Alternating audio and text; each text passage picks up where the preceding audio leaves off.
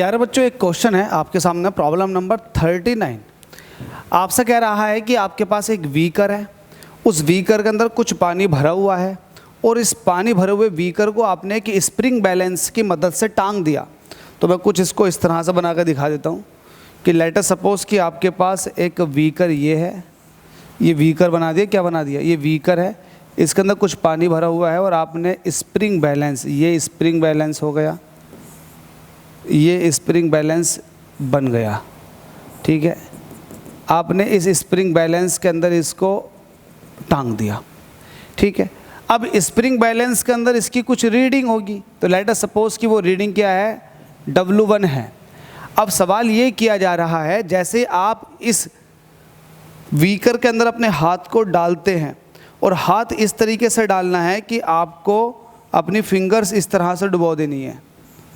अब सवाल ये है कि जब आप फिंगर्स को डुबोगे तो क्या स्प्रिंग बैलेंस की रीडिंग में कोई फ़र्क आएगा या नहीं आएगा। तो इस सवाल का जवाब मैं आपको दूंगा क्या होने वाला है। तो देखो, जब आपने अपनी फिंगर्स को डाला होगा तो कहीं ना कहीं इस फिंगर्स पर एक ऊपर की तरफ को अपथ्रस्ट फोर्स लग रहा होगा, जो पानी लगा रहा होगा। पानी ऊपर की तरफ को अपथ्रस्ट फोर्स लगा रहा है। जब ऊपर की तरफ को फोर्स लग रहा है तो कहीं ना कहीं फिंगर्स भी पानी पर नीचे की तरफ को फोर्स लगा रही होंगी। तो यहाँ पर नीचे की तरफ को फोर्स लग रहा है फिंगर्स के थ्रू।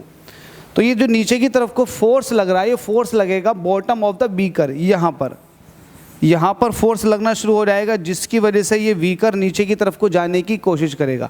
और जब ये नीचे की तरफ को जाएगा तो कहीं ना कहीं स्प्रिंग बैलेंस की रीडिंग में फ़र्क आ जाएगा। तो ये रीडिंग हो जाएगी W2, कुछ ना कुछ रीडिंग्स बढ़ जाएगी।